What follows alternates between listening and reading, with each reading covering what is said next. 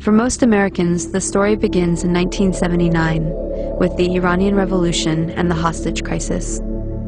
A group of revolutionary university students took over the American embassy in Tehran and held 52 diplomats hostage for 444 days. To help burn this into the American narrative, the news show Nightline was created with a nightly tally of the number of days since the crisis started. But to really understand, we have to go back to 1953, which is where the story begins for most Iranians. This was the year that the US overthrew Iran's democracy and installed the Shah, a pro-US dictator. In 1951, Dr. Mohammad Mossadegh was the first elected official who was appointed as Prime Minister of Iran by popular demand. He saw that the wealth needed to build Iran was leaving the country because over the past 50 years its vast oil reserves were under British control at the hands of the Anglo-Iranian Oil Company, later to become BP or British Petroleum. So Mossadegh became hugely popular for nationalizing the oil industry and taking back the oil. Hugely popular at home, but quite unpopular with the British government. Britain took Iran to the World Court over the matter and lost. They tried to hit Iran's economy by blockading the Gulf and halting trade. They tried to convince the US to assist with regime change, but then President Truman was not interested. However, when US President Eisenhower took office in 1953, Britain was able to persuade him under the Cold War pretext that Mossadegh relied on Iran's Communist Party for power. The newly formed CIA was sent to engineer a coup, codenamed Operation Ajax.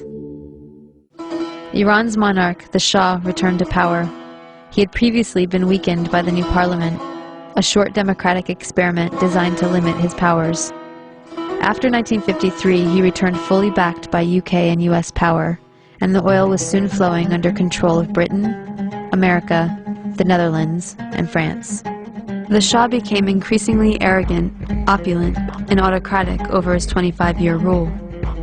He instilled fear in the population with a secret police known as Savak, created by the American CIA and Israeli Mossad, that tortured and imprisoned those who dared to dissent. He crushed all political opposition. Troops were sent to massacre demonstrators. He pushed a white revolution to modernize and westernize the country, giving women the right to vote and other reforms. But ultimately, he served the elites and created a huge economic gap for the poor masses. Powerful religious leaders saw that he was forcibly trying to rid Iran of Islam in a country that was 90% Muslim.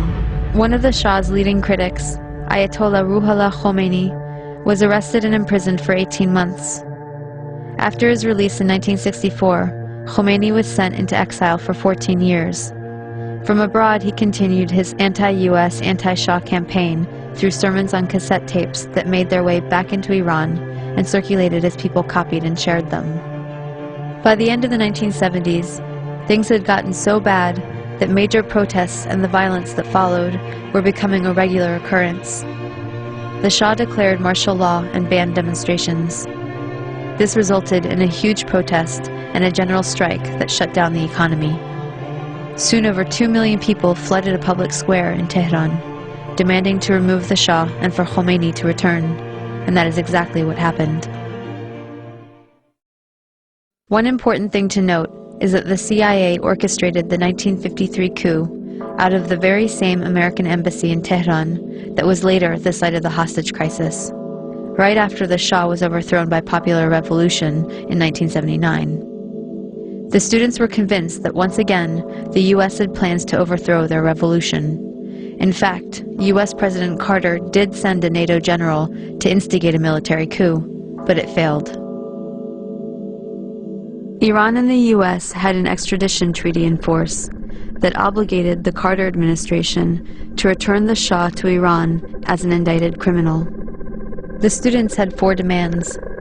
Return the Shah to Iran for trial. He had been accepted into America for medical treatment. Return the Shah's wealth to the Iranian people. A promise from the US not to interfere in Iran's affairs in the future. And an apology and admission of guilt by the US for its past actions in Iran. The apology never came, but 20 years later, Secretary of State Madeleine Albright did acknowledge the U.S. role in Mossadegh's overthrow. So Khomeini took power in 1979 and instituted a government under Islamic law. Within a year of the revolution, Saddam Hussein invaded Iran without provocation, seeking control of Iran's oil-rich Khuzestan region and key oil shipping waterways.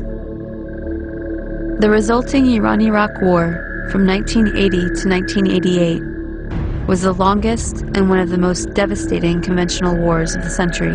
At least 500,000 Iranians were killed. This war further cemented resentment of the U.S. government, as they were playing both sides.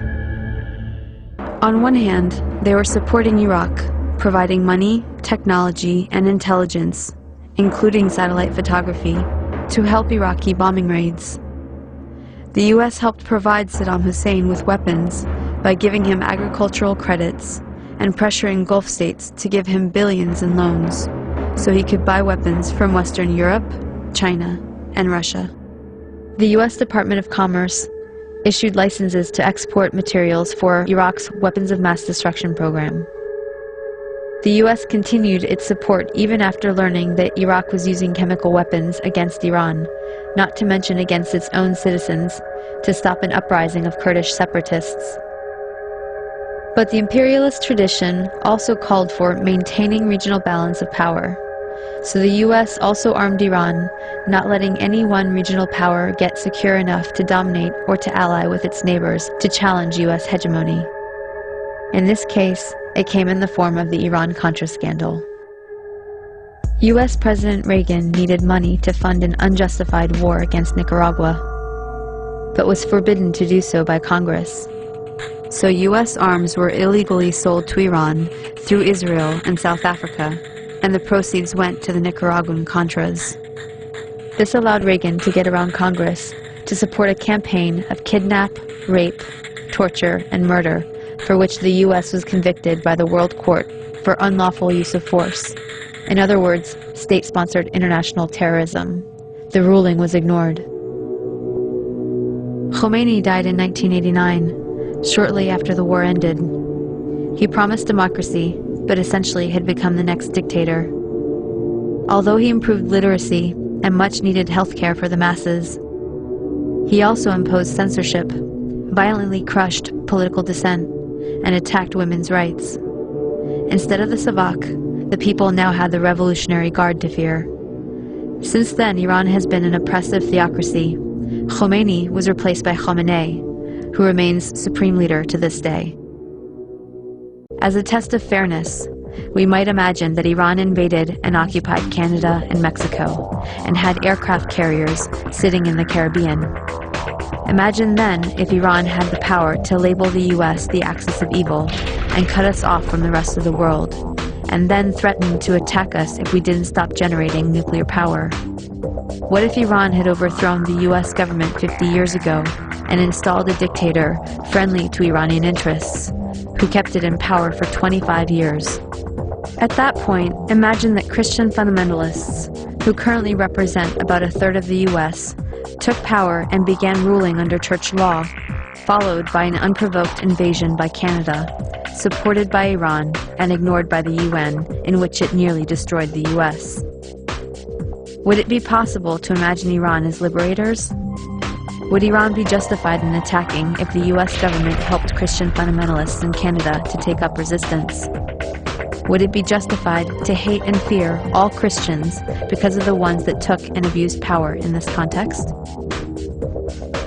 This is not about good guys and bad guys. Both the American and Iranian governments are working against the interests of the people. But the deadly game of chicken was begun by the US, and the US has the power to end it.